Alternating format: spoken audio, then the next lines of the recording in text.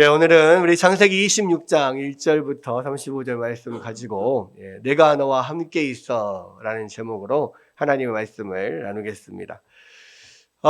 우리가 이제 계속해서 이삭의 생애를 이제 보고 있습니다. 아브라함의 생애가 끝나고 우리가 이제 이삭의 생애를 우리가 살펴보는데요.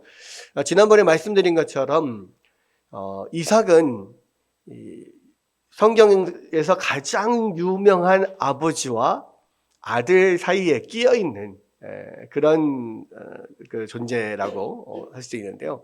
그러니까 아브라함과 야곱, 이 아브라함과 야곱이 성경에서 가장 유명하고 또 굉장히 큰 의미가 있습니다. 그리고 굉장히 많은 분량을 다루고 있죠. 그래서 이삭의 생애는 사실은 대부분이 이삭 독자적인 생애가 기록되기보다는 아브라함과 관련해서 또 아들 야곱과 관련해서 기록된 것이 대부분입니다. 그런데 그 이삭의 생애에서 아브라함과 야곱의 생애와 관련되지 않고 온전히 오롯이 이삭의 생애만 다루고 있는 유일한 장이 있다면 바로 오늘 읽은 창세기 26장이에요. 그래서 이 창세기 26장은요, 이삭 생애 전체를 한 장으로 요약해 놓은 그런 장이다. 그렇게 볼 수가 있습니다. 그래서 사실은 뭐 한 사람의 생애 전체를 요약을 한다라고 하면 되게 굉장히 많은 사건들이 있잖아요. 그런데 이제 우리가 어떤 한 사람의 생애를 또 어떠한 뭐 책이라든지 어떤 다른 어떤 것들을 한 문장으로 요약을 한다면 어떻게 요약을 할 수 있을까? 이삭의 생애를 한 문장으로 요약을 한다면요, 바로 내가 너와 함께 있어 이겁니다. 그러니까 이삭의 생애는요, 하나님이 함께 하신 삶이었다. 이렇게 보면 돼요. 그게 이제 창세기 26장에 여러 가지 면에서 나타나고 있어요. 그래서 여기 보면 하나님께서 내가 너와 함께 있어라고 하는 말씀을 여러 번 반복한 게 나와요. 창세기 26장 3절에 보면 이 땅에 거류하면 내가 너와 함께 있어. 아버지 아브라함에게 약속했던 모든 복을 너에게 주겠다. 이게 처음 나오고요. 그 다음에 24절에 보면 또 다시 내가 너와 함께 있어 내게 복을 주겠다 하시는 말씀이 나옵니다. 또 세 번째는 하나님이 직접 말씀하신 게 아니라 아비멜렉의 입을 빌어서 이야기를 하는데 26장 28절에 보면 여호와께서 너와 함께 계심을 내가 분명히 보았으므로 나와 언약을 맺자 이렇게 나오거든요. 그러니까 이 세 부분에 걸쳐서 하나님이 이삭과 함께 계셨다 이 말이 계속 반복이 되고 있습니다. 그래서 이삭의 생애는 하나님이 함께 하신 생애였다 이렇게 볼 수가 있죠. 그래서 그런지요, 우리가 그 여러 가지 성경 이름을 많이 이렇게 짓잖아요. 그러니까 이제 외국이나 서양 같은 경우에는 많은 성경 인물의 이름을 자신들의 이름으로 사용을 합니다. 그러니까 에브라함도 있고, 제이콥, 야곱도 있고, 이삭도 있고, 여러 이름들이 나와요. 그런데 우리 한글 이름으로 우리나라 사람들이 많이 자기 아들의 이름으로 신앙적인 인물의 이름을 지어줄 때 가장 많이 등장하는 인물이 바로 이삭이거든요. 네. 그래서 이삭 많아요. 홍이삭, 김이삭, 박이삭, 정이삭, 이삭 굉장히 많습니다. 그다음에 또 많은 게 요셉, 그렇죠? 요셉이라고 하기도 하고 요섭이라고 하기도 합니다. 제 친구 중에도 김요섭이 있고 이요섭이 있고 여러 요셉들이 있어요. 그런데 김아브라함은 별로 없습니다. 그러니까 대부분 이제 우리나라 이름이 이제 거의 두 자이기 때문에 두 자의 이름을 많이 써요. 예. 근데 또 한편으로는 그러니까 김다윗도 있거든요. 김다윗 목사, 모세도 있어요. 근데 야곱은 별로 없습니다. 그렇죠? 예. 어쨌든 많은 경우에 이제 자녀들이 이름을 좀 지을 때, 신앙적인 이름을 지을 때 제일 많이 우리가 많이 보는 것 중에 하나가 이삭인데 왜 이삭이라고 하는 이름을 많이 지을까? 26장에 보면은 이삭의 인생이 하나님이 함께 하신 인생이었거든요. 그러니까 하나님 앞에 순종하고 순종적이고 하나님이 함께 하시고 이러한 축복들을 어떤 우리 자식들에게 축복들이 있으면 좋겠다라고 하는 생각에 이삭이라고 하는 이름을 많이 짓는 것 같아요. 여기서 보면 이제 이 여러 가지 사건들이 하나님이 함께 하시는 내용들이 나오는데, 첫 번째 사건을 보면 26장 1절에 아브라함 때에 첫 흉년이 들었더니 그 땅에 또 흉년이 들매 이삭이 그랄로 가서 블레셋 왕 아비멜렉에 이르렀더니 그랬습니다.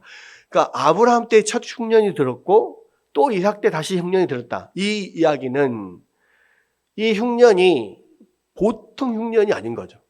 그러니까 그냥 보통 우리 이번에는 뭐 풍년이다, 이번에는 흉년이다 했을 때 그 흉년은 조금 옛날보다는 다른 때보다는 별로 수확이 좀 떨어지고 뭐 이런 정도로 생각을 합니다. 근데 아브라함 때 첫 흉년이 들었고 그 다음에 또 이삭 때 흉년이 들었다 이렇게 나오는 것은 특별한 흉년이죠. 그러니까 아예 먹을 것이 없는 그러한 때. 그래서 정말 모든 사람들이 힘들어하고, 그래서 이제 그 아브라함 때 흉년이 들었을 때 아브라함이 어떻게 했냐면 애굽으로 떠났잖아요. 이삭도 아브라함 때 들었던 그런 대흉년과 같은 그런 흉년이 들었을 때 똑같이 애굽으로 떠나려고 합니다. 그러니까 왜 근데 사람들이 흉년이 들 때마다 애굽으로 떠나느냐? 지형적인 영향이 있어요. 무슨 이야기냐면 애굽 이집트는요, 비가 안 오더라도 그 큰 강 나일강이 이 애굽을 남에서 북으로, 북에서 남으로 쫙 이렇게 가로질러서 흐르고 있습니다. 그래서 그 큰 강이 아무리 비가 와도 사실 마르지 않아요. 그렇기 때문에 비가 안 와도 견딜 수가 있습니다. 그리고 그 나일강 중심 주변에 많은 그런 어떤 농토들이 나일강을 통해서 이렇게 물을 공급을 받을 수 있어요. 그래서 사실은 모든 세계의 문명들이나 또 각 나라의 유명한 도시들, 수도들, 그런 곳은 다 그 도시 사이에 큰 강이 흘러요. 여러분, 우리나라 수도가 어디예요? 서울이잖아요. 서울에 어떤 강이 흐릅니까? 한강이 흘러요. 엄청나게 큰 강이 흐르죠. 직경이 거의 뭐 1km가 넘는 강은 그런 큰 도시에 그런 강이 흐르는 데를 찾아볼 수가 없어요. 대단한 강입니다. 사실 한강은.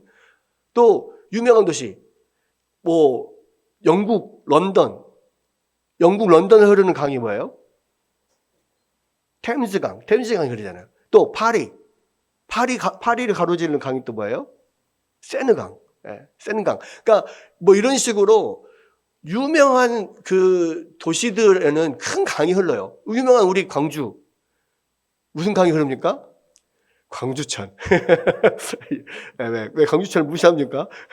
이 광주천 때문에 우리가 광주가 이렇게 광주광역시가 된 거예요. 옛날부터 중요한 도시가 된 거라고. 그러니까 왜 그러냐면, 왜 큰 강이 흐르면 그 도시가 부유하게 되냐면, 이렇게 비가 안 와도 이 물이 별로 마를 일이 없거든요. 그래서 흉년이 들 일이 별로 없습니다. 흉년이 들더라도 큰 피해가 없이 넘어갈 수 있어요. 그래서 물을 끼고 이렇게 있는 도시가 또 발달을 하고, 뭐 세계 4대 문명 뭐 있잖아요. 뭐 이집트 문명, 메소포타미아 문명, 황하 문명, 이런 여러 문명들이 있는데, 뭐 겐지스 인더스 문명 이런 데도 있고, 다 강을 끼고 발달하는 이유가 그거예요. 그런데 이제 문제는 뭐냐면, 가나안 땅의 경우에는 그 큰 강이 가로지르지를 않아요. 그러면 여러분들 나름대로 이제 이스라엘에 대해서 어느 정도 아니까 그런 생각을 하겠죠. 아니 목사님, 이스라엘도 요단강이 이 갈릴리 호수에서부터 사해까지 흐르지 않습니까? 이렇게 생각할 수 있잖아요. 그죠? 근데 이제 문제는 뭐냐면, 이 요단강이 이스라엘의 삶에 별로 크게 도움이 안 돼요. 왜 그러냐면, 이스라엘은 요단강이 흐르잖아요. 여러분이 보시기에 이쪽에 요단강이 흐릅니다. 그러면 이 요단강 바로 옆에가 이 큰 어떤 우리나라 태백산맥처럼 위에서 북에서부터 남해까지 큰 산맥이 자리 잡고 있어요. 그러니까 갑자기 해발 한 1000m 되는 고도로 샥 올라가는 이런 등쭉해 산맥이 쭉 있고, 거기 그 산맥을 중심으로 정상 쪽에 많은 도시들이 있습니다. 예루살렘도 그렇고 헤브론도 그렇고 세겜도 그렇고 여러 가지 다 있어요. 그리고 거기서부터 이제 쭉 내려오면서 지중해 쪽으로 완만하게 떨어지면서 이쪽이 지중해 쪽에 있는 이쪽이 다 평야가 지대예요. 그러니까 이 요단강은 사실은 농사를 짓고 사는 데 있어서 아무런 영향을 안 주는 거예요, 이스라엘 백성들에게. 그러니까 있으나 마나요, 사실은 요단강은. 근데 문제는 여기 이쪽에 있는 지중해 쪽으로 떨어지는 이곳에 많은 평야들이 있는데, 이 평야들은 결국은 큰 강이 없기 때문에 비가 제때에 비가 와줘야만 어떤 수확을 얻을 수가 있는 거예요. 그래서 성경에 보면 이른 비와 늦은 비를 주시고 막 이런 대목들이 있잖아요, 성경 구절에. 왜 그러냐면 그렇게 시의적절하게 하나님께서 비를 내려주셔야만 풍년이 들어요. 그리고 그나마 다행인 것은 뭐냐면 이스라엘 땅이 굉장히 비옥한 땅이에요. 그래서 비만 제대로 내려주면 굉장히 풍성한 수확을 누릴 수가 있어요. 근데 문제는 뭐냐? 비가 안 내리면 쫄딱 망하는 거야. 근데 하나님이 이스라엘 백성들 이 가나안 땅으로 인도하실 때 뭐라고 이야기했습니까? 젖과 꿀이 흐르는 땅으로 너희를 인도하겠다. 그죠? 그러니까 하나님이 이 가나안 땅을요, 젖과 꿀이 흐르는 땅이라고 하고 이스라엘 백성들 데리고 왔어요. 근데 비가 안 오면 끝이야. 그럼 그 이야기는 뭐예요? 하나님이 그 땅을 젖과 꿀이 흐르는 땅으로 하나님께서 만들어 주시겠다. 하나님께서 비를 약속을 해 주시는 거죠. 그러니까 결국은 하나님이 아무리 비옥한 땅이어도요, 하나님이 계시고 하나님께서 제때에 비를 내려 주셔야만 이 젖과 꿀이 흐르는 땅이 될 수가 있는 거예요. 그런데 지금 아브라함 때 큰 흉년이 한번 들었죠. 근데 이삭 때에도 또 큰 흉년이 한번 듭니다. 그래서 이삭도 이 먹을 것을 찾아서 애굽으로 가려고 해요. 그런데 애굽으로 가는 도중에 가장 남쪽 부분에 어떤 땅이 있냐면 블레셋 민족들이 사는 그랄 땅이라고 하는 땅이 있어요. 사실은 지금 이때는 블레셋 민족들이 들어와 있지 않아요. 왜냐하면 블레셋 민족은 나중에 이제 다윗 때, 지금으로, 그러니까 이 아브라함 이삭 때로부터 한 1000년 뒤에 그때 해양 쪽에서, 에게 쪽에서 철기 문명을 가지고 들어온 그 민족들이 블레셋이거든요. 그러니까 여기 지금 살고 있는, 그랄 땅에 살고 있는 아비멜렉이 다스리는 이 땅은요, 블레셋 민족들의 땅이 아니라 사실은 가나안 민족들이 살고 있는 곳이고, 이 그랄 땅을 다스리는 아비멜렉은 아브라함이 애굽으로 갈 때도 그 가는 도중에 그때에도 그곳에 다스리는 사람이 아비멜렉이었거든요. 근데 지금 그때로부터 얼마나 지났는지 모르겠어요. 한 100년 지났을 수도 있잖아요. 그죠? 근데 이삭이 갔는데 또 아비멜렉이 다스리고 있어. 그럼 그 아비멜렉이 같은 사람이냐? 같은 사람이 아닐 거라고 봅니다. 왜냐하면 아비멜렉이라고 하는 뜻이 아빠, 아버지라는 뜻이잖아요. 아비, 그러면 나의 아버지 이런 뜻이거든요. 멜렉은 왕. 나의 아버지는 왕이다. 이 뜻이에요. 그러니까 아마도 아비멜렉은, 이집트의 파라오처럼, 가나안 그랄 땅을 다스리는 왕을 그냥 아비멜렉이라고 했을 가능성이 크다. 보통 학자들은 그렇게 생각을 합니다. 어쨌든,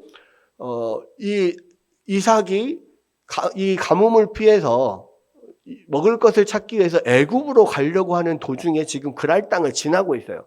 그랬을 때 하나님께서 2절에 보니까 여호와께서 이삭에게 나타나 이르시되 애굽으로 내려가지 말고 내가 네게 지시하는 땅에 거주하라. 이 땅에 거류하면 내가 너와 함께 있어 네게 복을 주고 내가 이 모든 땅을 너와 내 자손에게 주리라. 내가 내 아버지에게 맹세한 것을 이루어 내 자손을 하늘의 별과 같이 번성하게 하며 이 모든 땅을 내 자손에게 주리니 내 자손으로 말미암아 천하 만민이 복을 받으리라. 이는 아브라함이 내 말을 순종하고 내 명령과 내 계명과 내 율례와 내 법도를 지켰음이니라 하시니라. 이삭이 그랄에 거주하였더니 이렇게 됐어요. 자, 무슨 이야기입니까? 먹을 것을 찾아서 지금 애굽으로 가려고 해요. 지금 가나안 땅에 있는 이 그랄 땅도 사실은 가나안 땅이기 때문에 똑같이 흉년 가운데 있어요. 근데 하나님께서 애굽으로 가려고 하는 이삭을 막으시고 이곳에 내가 너에게 지시한 이 땅에 너가 있으면 내가 너에게 복을 주겠다. 너희 아버지 아브라함에게 약속했던 땅도 주고 너희 자손도 주고 또 자손에게 너희 자손을 통해서 천하 만민이 복을 받는 복을 너에게 주겠다. 조건은 뭐예요? 이 땅에 네가 거하면. 그러니까 그 말을 듣고 이삭이 알겠습니다. 그리고 그 땅에 거했다는 거예요. 그랄 땅에 멈췄다는 거예요. 그 자리에. 여러분, 그래서 하나님이 이삭에게 내가 너와 함께 있겠다라고 하는 그 약속을 이제 그 뒤로 쭉 이루어 주시는데요. 여러분, 우리가 생각할 때, 그래, 하나님께서 나타나서 말씀하셨으니까, 그래, 이삭이 그냥 말 듣고 순종했네. 이렇게만 생각을 할 수 있습니다. 근데 여러분, 지금 당장 먹을 게 없단 말이에요. 흉년이 들어가지고, 지금 당장 아무것도 없어요. 그러니까 돈이 하나도 없어. 그러니까 돈이 하나도 없고, 여기서는 도저히 돈을 벌 방법이 없어. 그래서 다른 지방에 가가지고 내가 돈을 벌겠다. 그리고 가려고 해요. 근데 하나님이 여기 있어. 여기 있으면 내가 너와 함께 있겠다. 그리고 내가 너에게 복을 주겠다. 이렇게 말씀을 하신다고요. 여러분, 이게요, 성경에서 보니까 쉬운 거지, 쉬운 결정이지, 여러분 삶에서 누가 봐도 어려운 상황이에요. 여기에선 도저히 답이 안 나와. 뭔가 지금 해야 되는데 하나님이 여기에 있으라는 거예요. 네가 지금 당장은 조금 힘들고 어렵겠지만 너 여기 있어. 그러면 하나님께서 복을 줄 거야. 복을 주실 거야.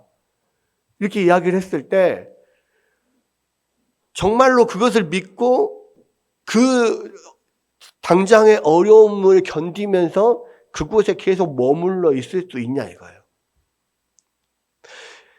여러분, 사람은요, 당장 눈에 보이지 않으면 그것에 대한 믿음을 갖기가 어려워요.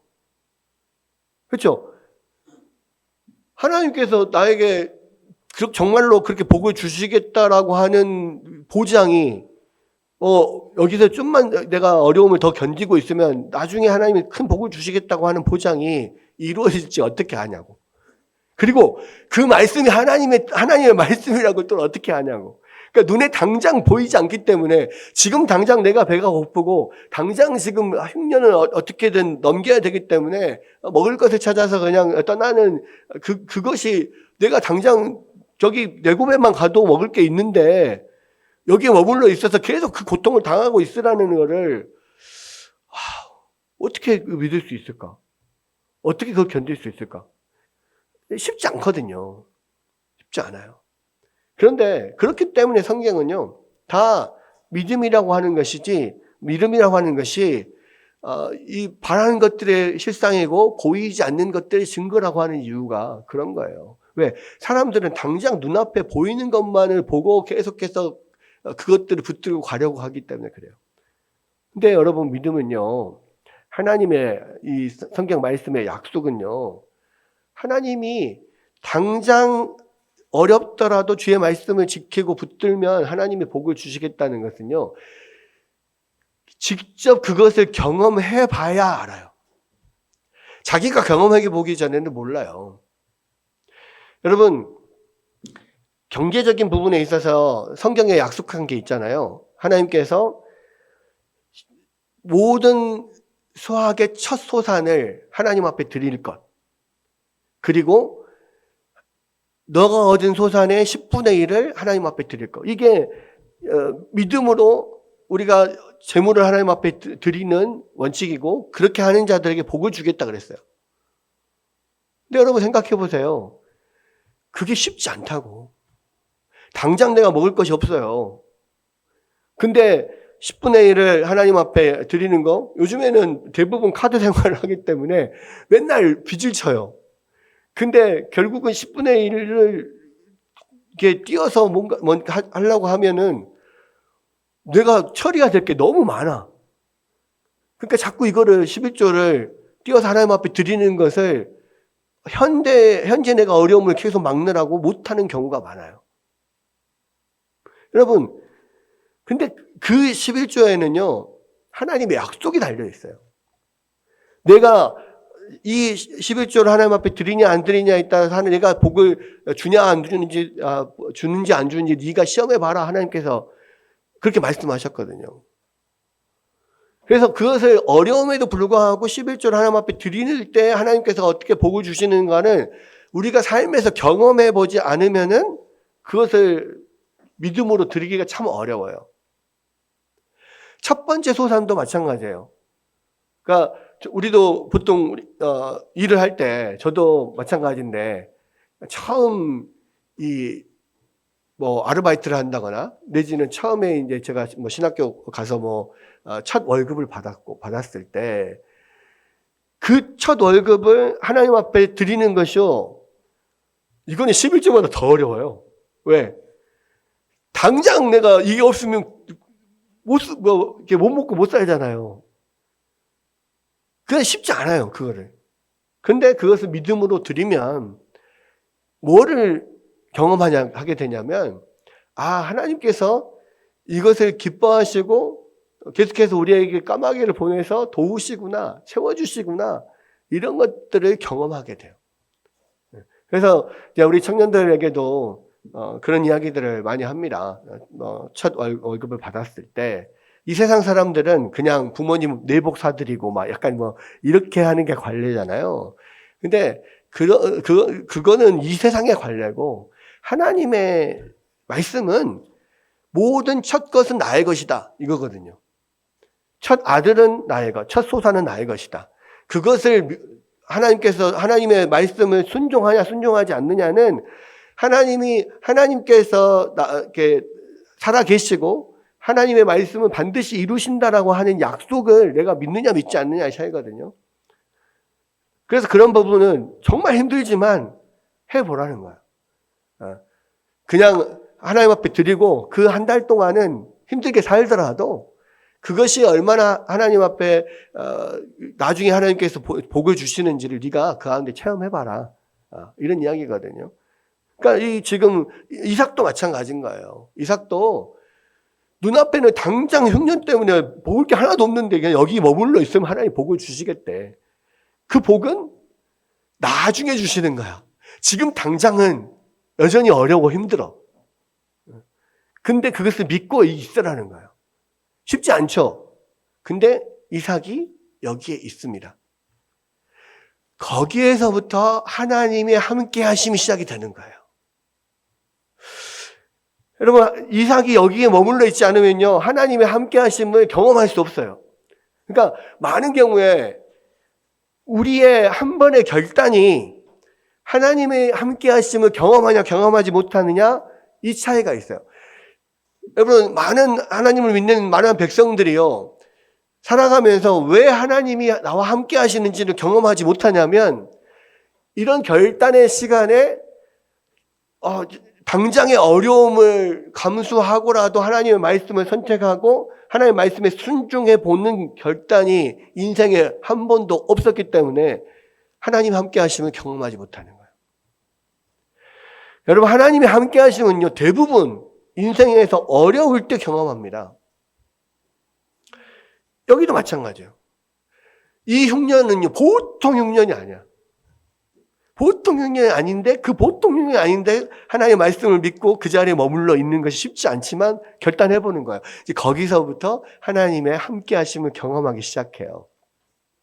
근데 이제는 그렇게 경험을 하기 시작하는 가운데에 6절에 이삭이 그랄에 거주했다 그랬잖아요. 그러면 이제 그 다음부터는 하나님이 놀라운 역사가 막 계속 돼야 되잖아. 근데 또 한 번에 하나님께서 막 엄청나게 함께 해주심이 결단하는 순간부터 이제 막 계속 쫙쫙쫙쫙쫙 벌어지는 게 아니에요. 그렇게 결단을 했다고 해도 당장 눈앞에 보이는 것은 환경은 바뀌지 않고 심지어는 더 어려움이 오기도 해요. 여기서도 보면 그렇게 믿음으로 이삭이 그랄 땅에 거주했습니다. 그 다음에 뭔 일이 일어나냐면 7절에 그곳 사람들이 그의 아내에 대하여 물음에 그가 말하기를 그는 내 누이라 하였으니 리브가는 보기에 아리따움으로 그곳 백성이 리브가로 말미암아 자기를 죽일까 하여 그는 내 아내라 하기를 두려워하며더라. 자, 믿음으로 그랄 땅에 거주하였다. 그랬더니 그 다음부터 승승장구하더라. 이렇게 이어지면 좋은데 믿음으로 그랄 땅에 거주하였다. 그런데 생명의 위협을 받았다. 이렇게 됐단 말이에요. 그러니까 이 믿음으로 그곳에 딱 거주했는데 그곳은 자기가 원래 사는 곳이 아니에요. 자기 일가 친척들도 없어요. 딱 자기 가족들밖에 없어요. 다 이민족들이야. 다 가나안 민족들이야. 그런데 그곳에 조금 지내다 보니까 이 집안이 자기 어머니 사라도 그렇지만 자기 아내 리브가도 굉장한 미인이었거든요. 문제는 그 아내를 보는 그 주변의 가나안 민족들의 눈빛이 이상한 거야. 자기 아내 리브가를 보는 가나안 백성의 눈빛이 막 개슴츠레하게 침을 흘리면서 쳐다보고 막 이래. 이게 그러면서 이제 자기를 째려봐. 그러니까 이제 내가 잘못하면 이 리브가 때문에 나의 생명의 위협을 받을 수가 있겠구나. 그것 때문에 두려워지기 시작하는 거예요. 그러니까 만약에 내 아내라 그러면 사람들이 자기를 죽이고 아내를 빼앗아 갈 수도 있겠다 싶으니까 내 누이라고 속이는 거예요. 왜? 그래도 내 누이라고 하면 나름대로 이 누이를 이렇게 얻기 위해서 자기에게 잘 보이려고 그렇게 할 테니까 남편이라고 하는 것보다는 오빠라고 하는 게 더 낫겠다. 이렇게 생각을 하는 거죠. 실제로 그렇게 하니까 조금 사람들이 자기를 째려봤던 게 이제 조금 뭔가 자기한테 호의를 좀 이렇게 뭔가 얻으려고 하는 눈빛으로 바뀐 거예요. 그렇게 됐단 말이에요. 근데 이제 문제는 뭐냐면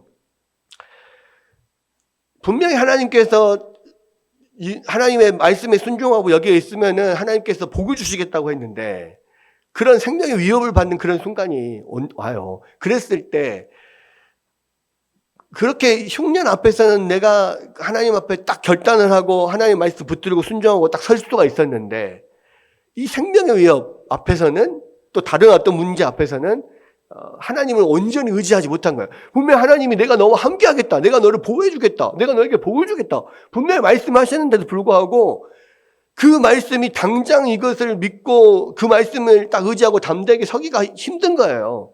그러니까 거짓말을 하고 하나님 앞에 사실은 이것은 순간의 어떤 지혜로 어떤 위기를 모면한다고 생각하지만 그러나 하나님을 불신한 거거든요.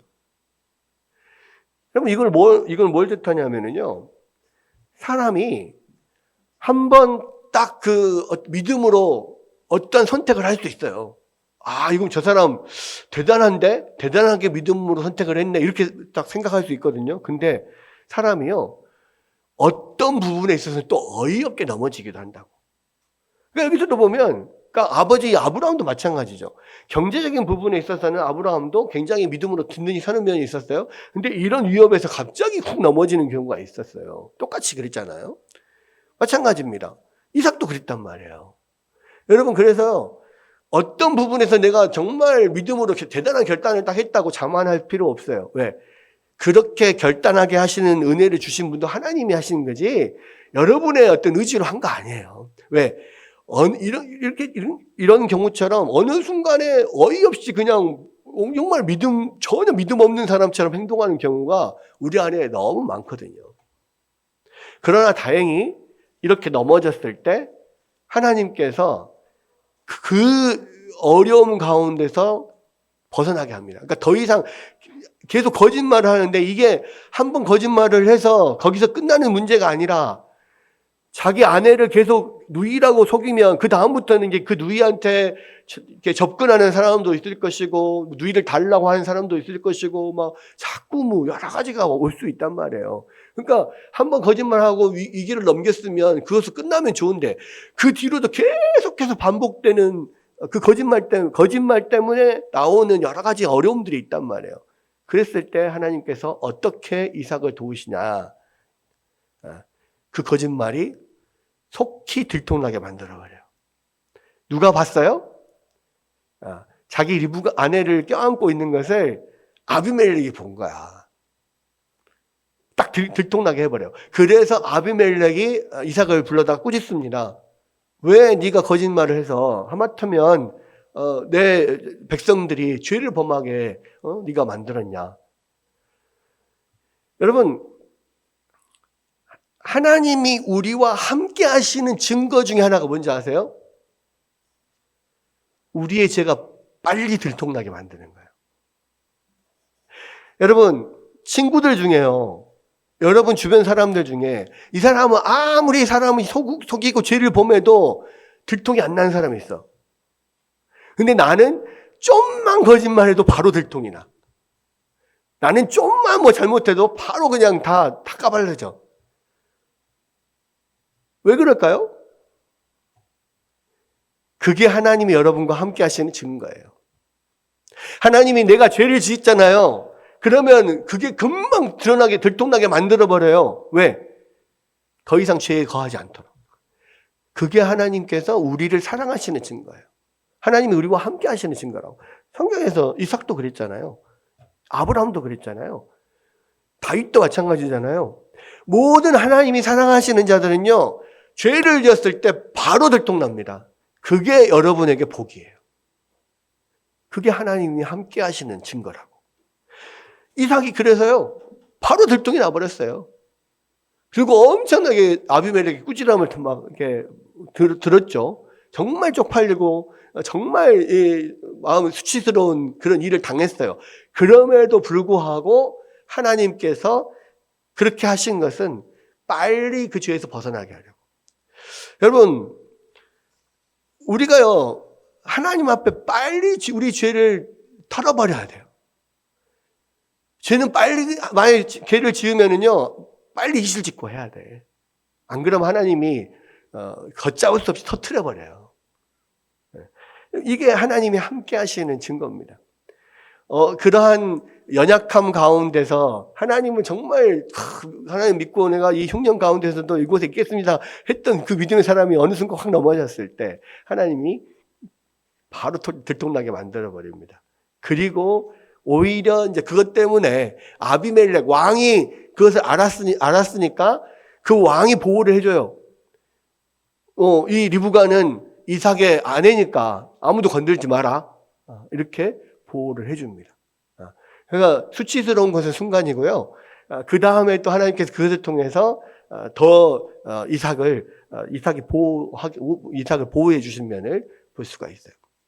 그리고 나서 이제 하나님께서 함께 하심에 대한 증거들이 하나씩 나옵니다. 그게 뭐예요? 12절에 보니까 이삭이 그 땅에서 농사하여 그 해에 100배나 얻었고 여호와께서 복을 주심으로 그 사람이 창대하고 왕성하여 마침내 거부가 되었다. 처음에는 여전히 힘들고 어려워게 흉년 가운데 있어요. 근데 그게 그렇게 오래 걸리지 않았어요. 왜? 이삭이 그 땅에서 농사를 해서 그 해에 100배나 얻었다 그랬거든요. 그러니까 그 해 1년이 가기 전에 하나님께서 이 농사를 지은데 그것의 열매가 100배나 얻게 만들어 주신 거예요. 이거는 뭐냐면 100배의 수확을 얻는 것은 사실 쉽지가 않아요. 농사를 지었을 때 아주 농사 전문가여도 지금도 마찬가지인데 그때 당시는 농업 생산성이 그렇게 높지 않았을 때잖아요.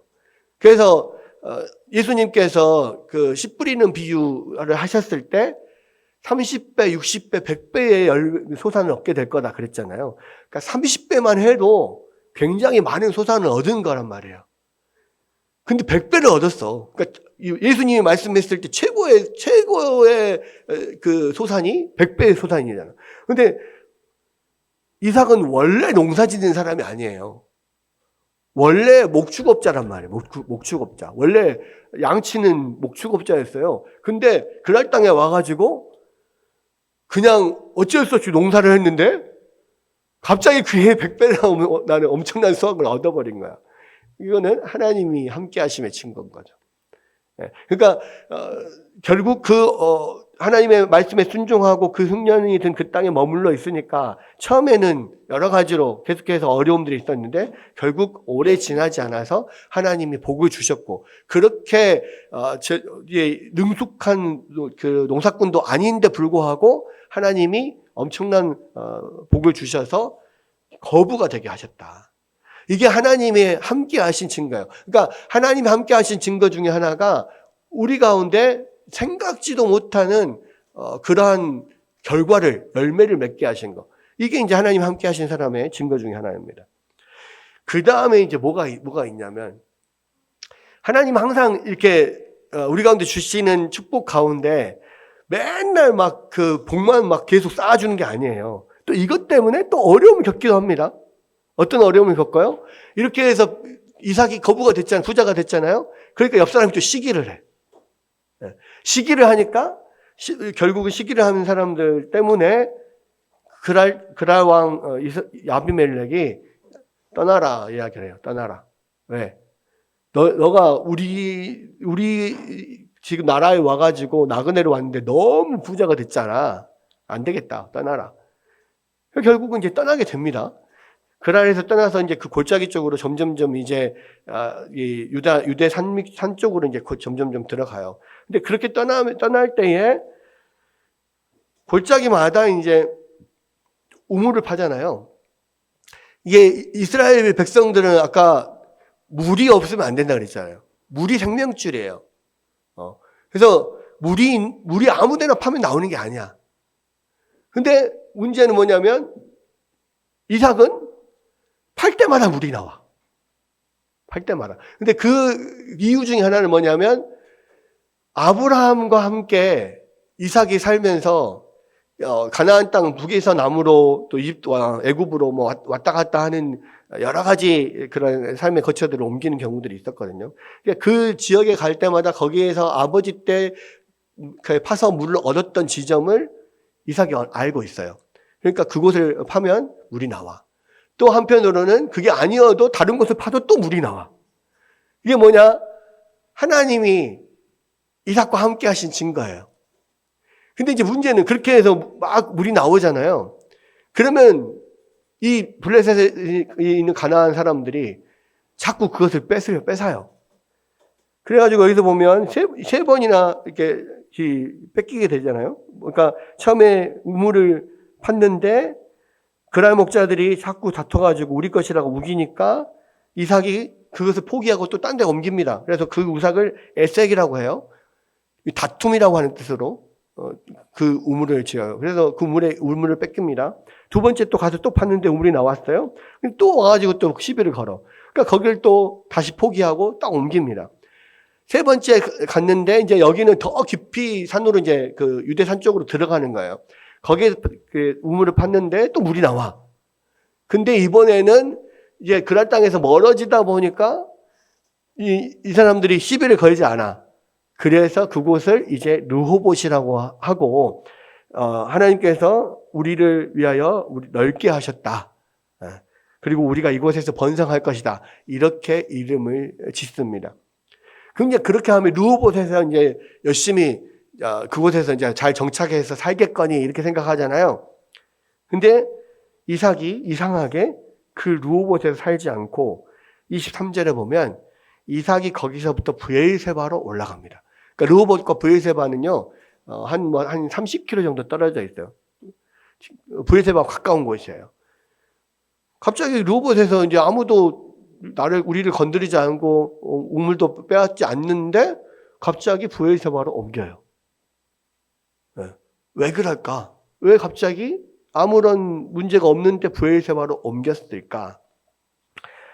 이 브에르세바가 그동안에 팠던 그 우물과 좀 다른 면이 있어요. 뭐냐? 브에르세바가 어디냐면요. 원래 아버지 아브라함과 함께 거하던 곳이 브에르세바예요. 그죠?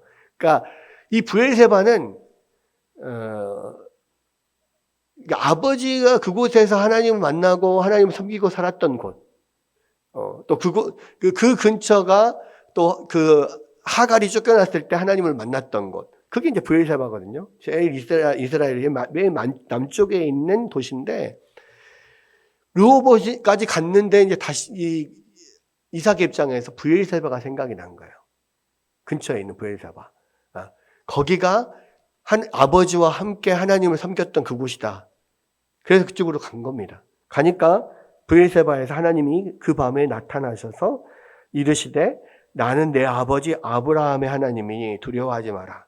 내 종 아브라함을 위하여 내가 너와 함께 있어 내게 복을 주어 내 자손이 번성하게 하리라 하신지라.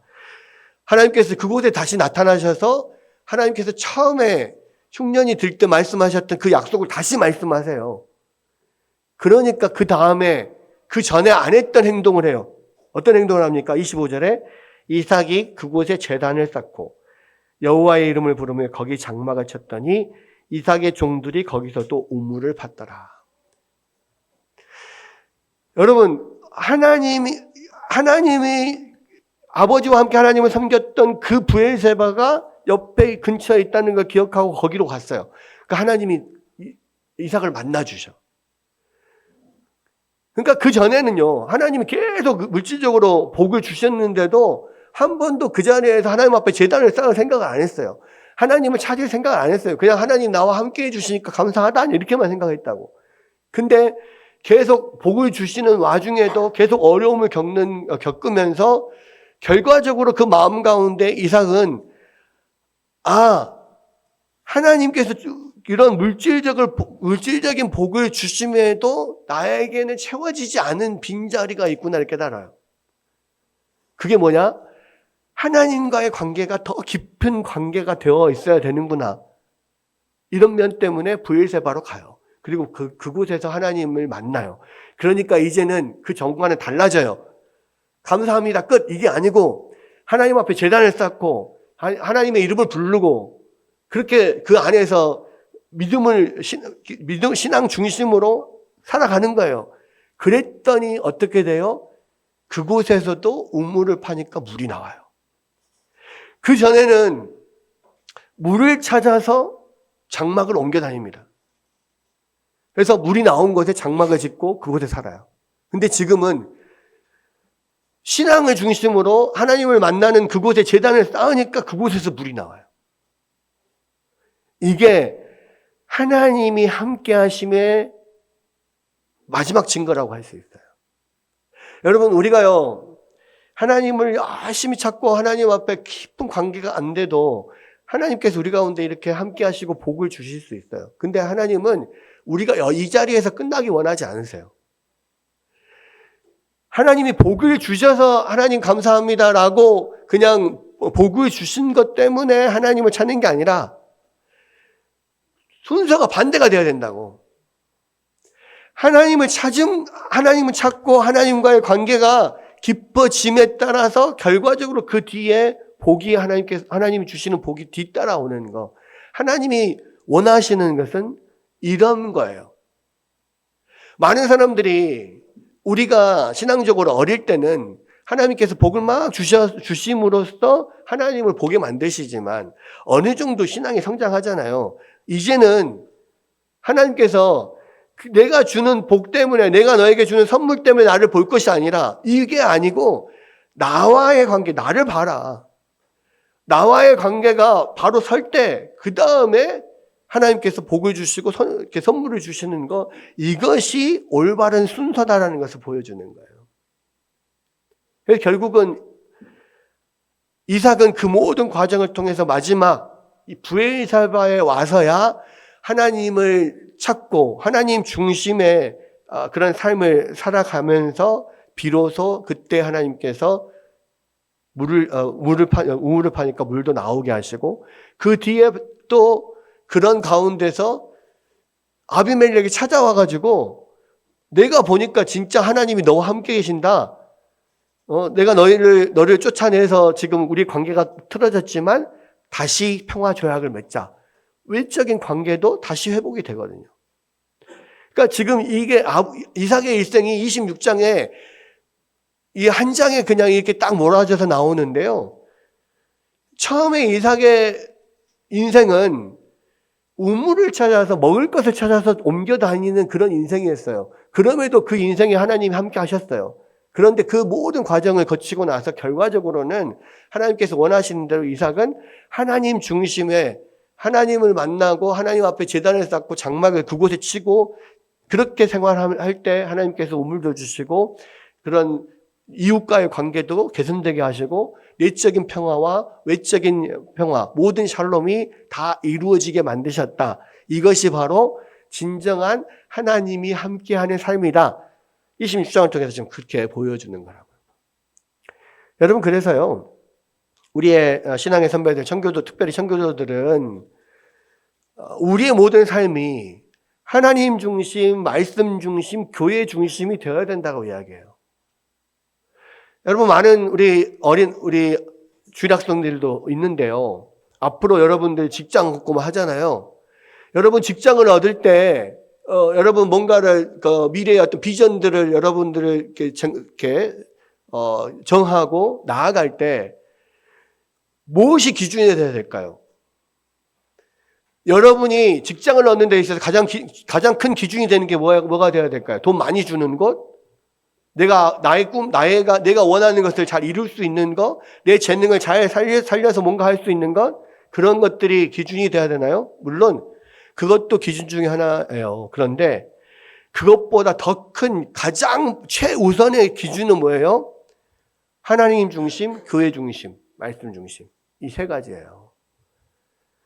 내가 직장을 얻는 것, 우물을 찾아서 먹을 것을 찾아서 내 장막을 거쳐로 옮기는 게 아니라 하나님과의 관계, 내가 신앙생활을 잘 할 수 있는 곳, 그곳을 찾아서 거처를 정할 때 하나님이 우물도 나오게 하시고 다른 외적인 평화도 이루어지게 하신단 말이에요. 이것이 우리에게 가장 필요한 거예요. 그래서요, 여러분들 나중에 여러분 직장들 구할 때 여러분 늘 꼭 기억하세요. 내가 이거 직장 참 좋은 직장인데 이 직장이 다 좋은데 주의를 지키기가 좀 어려워요. 그런 거는 뒤도 돌아보지 마세요. 제일 중요한 게 뭐예요? 하나님과의 관계라고. 주의를 잘 지키고 예배를 잘 드릴 수 있고 정말 그곳에 하나님과의 그런 깊은 관계를 유지하고 신앙생활을 잘 할 수 있는 곳.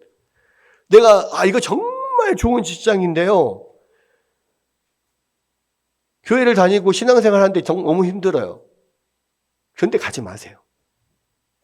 아무리 돈 많이 줘도 그곳에 가지 마세요. 여러분 제일 좋은 직장은 어디예요? 신앙생활 잘 할 수 있는 곳. 내가 열심히 그냥 일하고 또 열심히 신앙생활을 잘하고 교회에서 시간 내서 봉사도 할 수 있고 또 교제도 할 수 있고 이런 곳이 제일 좋은 곳이에요. 그럴 때 하나님 중심의 어떤 하나님 중심의 삶, 교회 중심의 삶, 하나님의 그런 믿음의 중심으로 삶을 살아갈 때 하나님께서 복을 주신다고요. 이것이 이삭을 통해서 우리 가운데 말씀하시는 하나님의 뜻이라는 겁니다.